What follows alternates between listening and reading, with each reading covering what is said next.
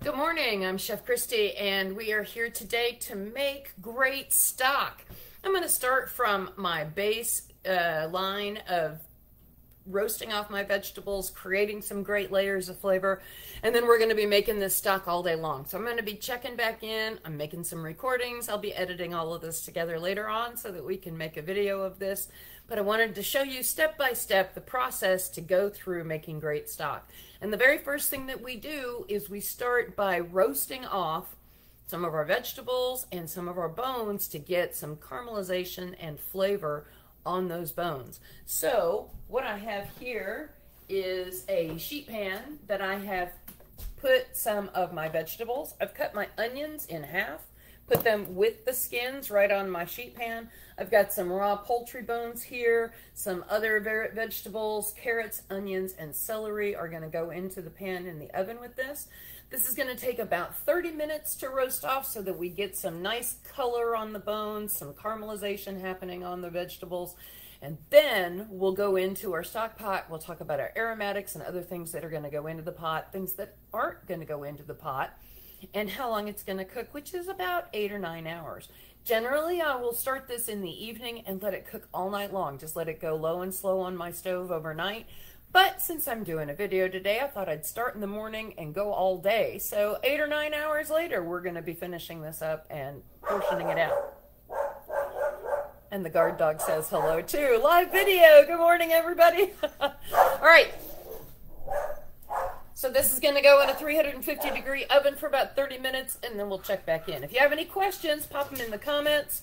Send me an email. Send up a smoke signal. I'd be happy to answer your questions live or just directly to you. So give me a call, and we'll get on with this.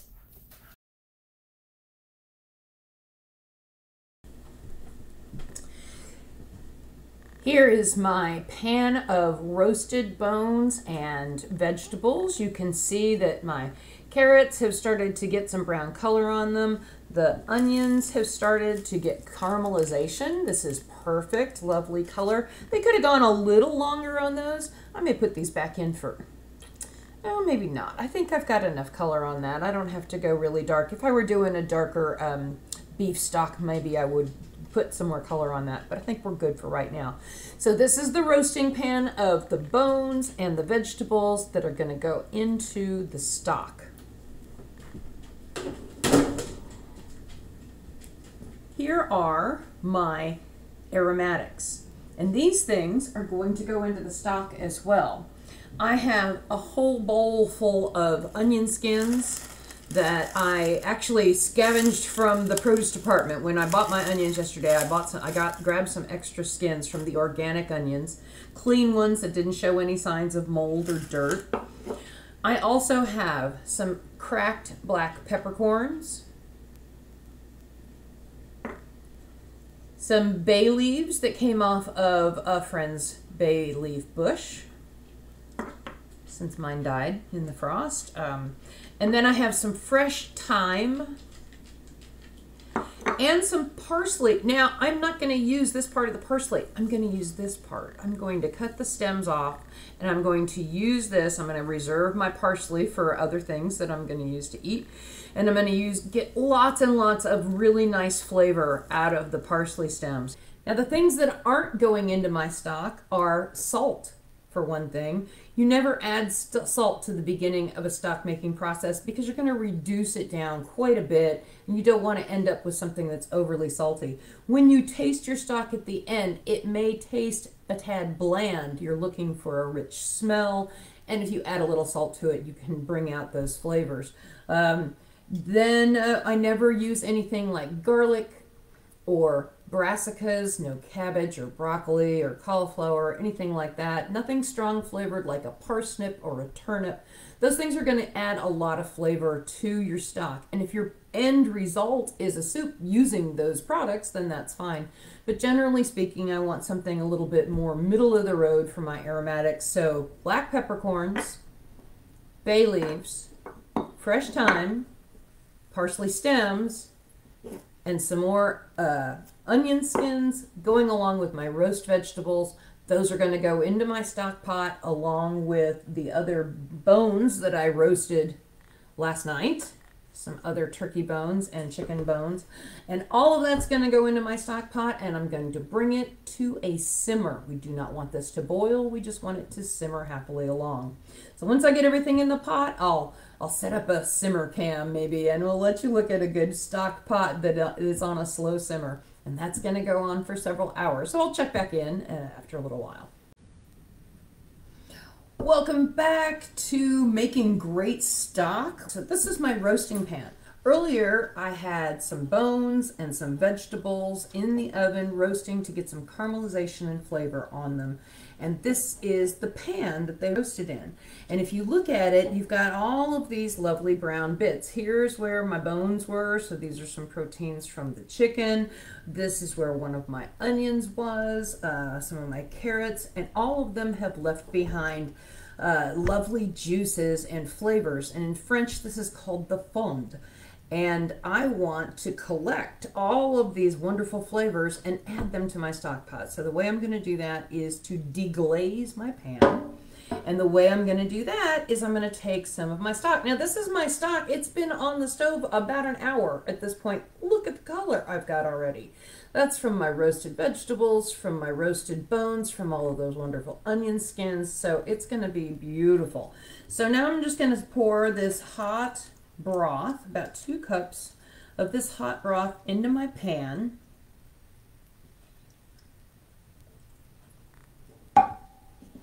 Let that soften those bits. And I'm going to take a flat-edged wooden spatula and I'm going to move that around a little bit just to encourage some of that to loosen up. I don't have to do too much of this because, as you know, if you soak your dishes before you go to wash them, all of the little bits soften up and they make it really easy to scrub your pan. And that's basically what we're doing here, is dissolving all of these bits into the water, and then I'll add this water to the stock pot. And all of these flavors will become part of our stock. You can see how those are starting to loosen up, and you can see how much darker the water in the pan is starting to turn as it dissolves those caramelized bits.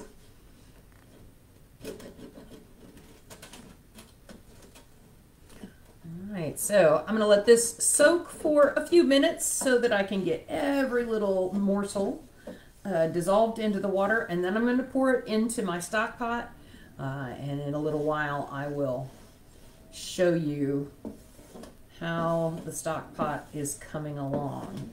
I see lots of you are following me along. I'm glad that you're keeping time with me today and watching me as we make great stock. January is National Soup Month, so making great stock is the first step in making great soup.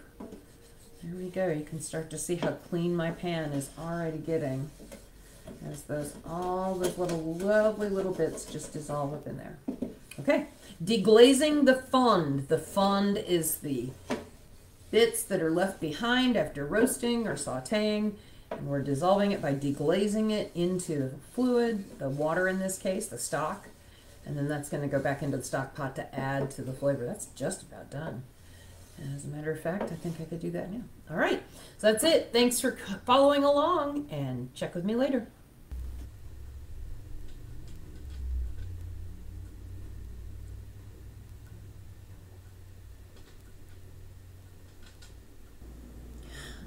I wanted to show some things that did not go into the stock pot because I used the trimmings or the parts that I'm not going to eat to use in the stock pot. That includes the chicken breasts and chicken thighs that I cut off of the bones last night before I roasted the carcass this morning. It includes all of the drumsticks that I roasted, which was an extra pack of 4 drumsticks plus the 2 drumsticks from this chicken and 2 wings, the drumstick portion of a wing off of a turkey. So this is the dark meat that came off of all of those drumsticks, which I shredded off last night, pulled all of the cartilage and I discarded the skin, pulled the cartilage, the bones, all of the brown bits that got roasted, and added those to the stock this morning, and then chopped up roughly chopped up this dark meat, and I will use this in casseroles. I will enjoy this. I'm a dark meat fan, so this is going to be a couple of different meals for me. I may use these chicken breasts in some chicken soup with the stock that I create. I also used the carrot peels and not the carrots. I used the parts that I cut off and the peels, and I roasted those on the pan this morning. And then here's my parsley that I cleaned off of the stems. So I'm going to use the parsley for something else as well. So you can see the stock pot is a way to get your maximum amount of value out of the parts of the food that you buy, but then don't necessarily plan on eating. It's a very good way to get the most bang for your food dollar. I highly encourage thinking about this. And if you only buy a little bit at a time, say you only buy a couple of drumsticks at a time, or just peel a few vegetables at a time, you can keep a bag going in your freezer of all of the things that might go into your stock pot, the occasional bone, vegetable peelings, things like that. And then when you are ready to make your stock, then you can pull them all out. And you can combine things like turkey and chicken together, or you could do a beef and pork combination, or veal and, things like that. So while I use this food today to demonstrate making a stock, and this is then my leftovers, generally speaking, this would be the reason you buy the food, and then the stock is the extra. It's the bonus added that you get out of being able to use all of the trimmings on these foods. Good evening, everybody. It's a little after 8 o'clock, and it's time to turn off the stock. So I'm going to go ahead and turn the stove off. One of the things that I can look for to make sure that my stock is good and ready is that the bones will be falling apart. If there were any that were attached, I had a wing that was together. Let's see if it's still, well, there's one section of a wing that if I pull it out, it doesn't even make it all the way out of the water. It just falls into pieces. So that tells me that I have gotten pretty much everything I'm going to get out of these bones. Now, if I was going to make bone broth, if I wanted to go to a really extreme mineral extraction from these bones, then I might let it go 12 or even 24 hours in a slow cooker, but I'm really not after that right now. I might condense down the broth that I have to a thicker consistency once I have strained it out. But at this point, I'm going to start letting it cool down. Now, there are a few ways that you can do that. In order to be food safe, you want to get it down to below 70 degrees within an hour or so. And so letting it come down to room temperature, depending on the kind of vessel it's in. Now, I have this in a deep pot. So there are a couple of different ways that I can cool this down. And my favorite way is called an ice bat. It's the way I do it is I keep a 1 liter frozen water bottle in my freezer, and I can stick it down into the stock and I can let it turn around.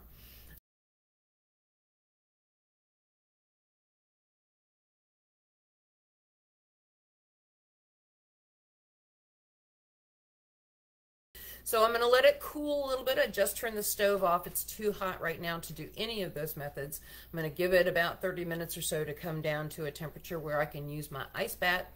And then I will start letting it get to the point where I can strain out all of that stuff that I had in the water, the bones and the herbs and the vegetables. I want to take all of that out. Then I will start to put it in containers. And there's a few different kinds of containers that I can think about. Of course, quart, pint, cup containers are good. These are good if you're planning on making big things of soup. 1 or 2 of these will fill up a big pot, and you can start with a pot of soup.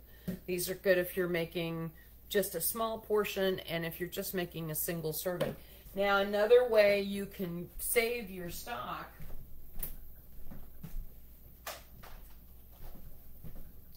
is with ice cube trays.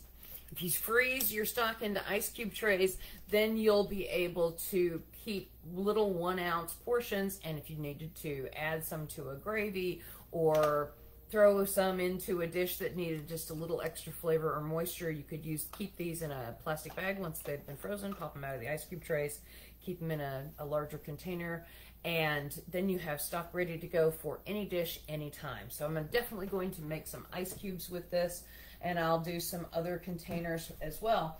One of the containers that I like to use is a peanut butter jar, and I do like this because it's enough for one batch of something that I'm going to make, and it's got straight sides, as opposed to a container like this that has sloped sides, because if you freeze in a container like this, you have to let it thaw a good long way before you're going to get it out of there, because of the top is sloped like this. So straight-sided containers, or in the case of these guys, they have kind of a sloped edge, and that helps get the frozen broth out of there as well. So those are my methods. I also have some disposable things. These make a good amount to freeze. So when you're going to freeze your broth, think about it in smaller portions so it makes it easier to thaw out enough to be able to use at the time when you want to use it. Okay, I think that's everything for now. Probably one more check-in as we strain and put things into containers a little later on. Thank you, and I will see you in a little while.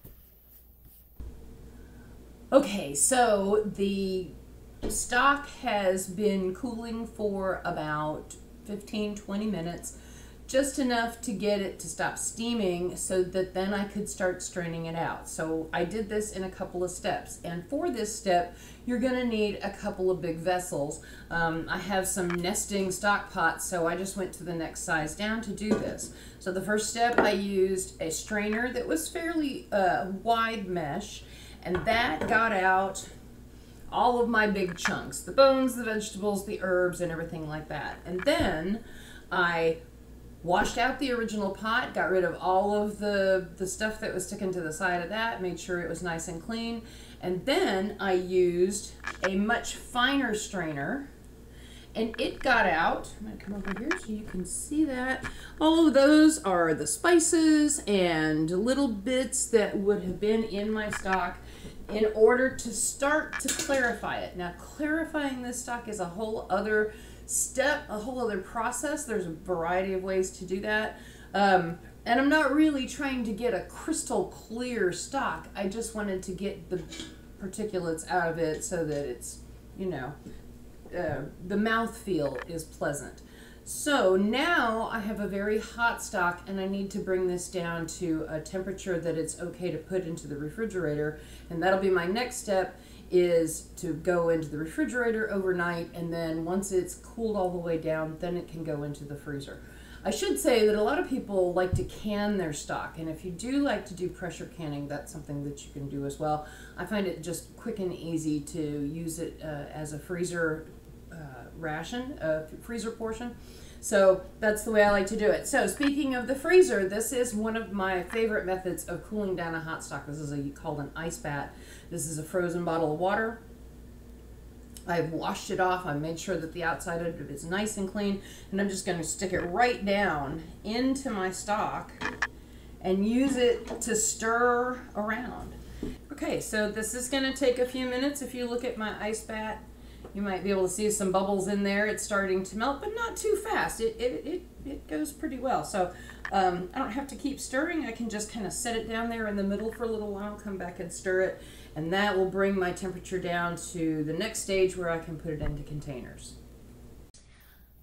Hi everybody, it is the end of the night. We are now done with all of the stock preparation.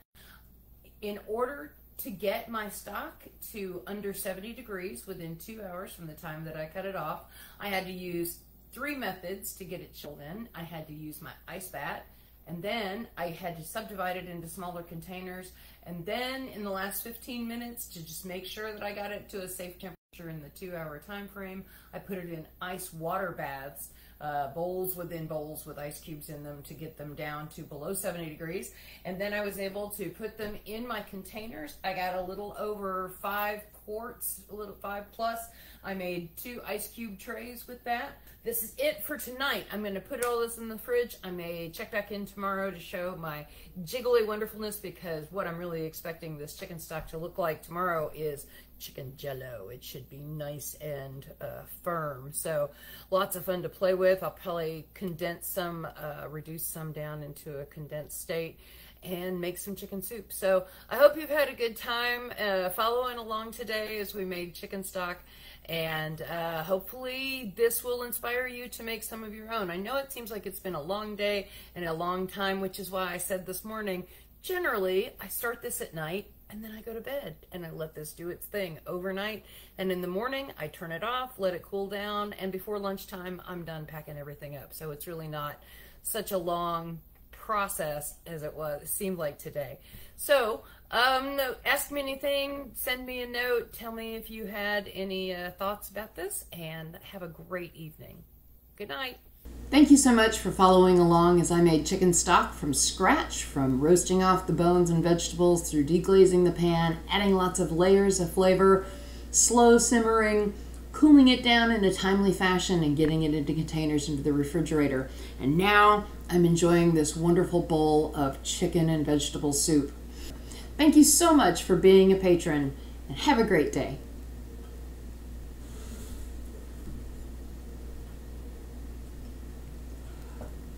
Mmm. Mmm. Mmm.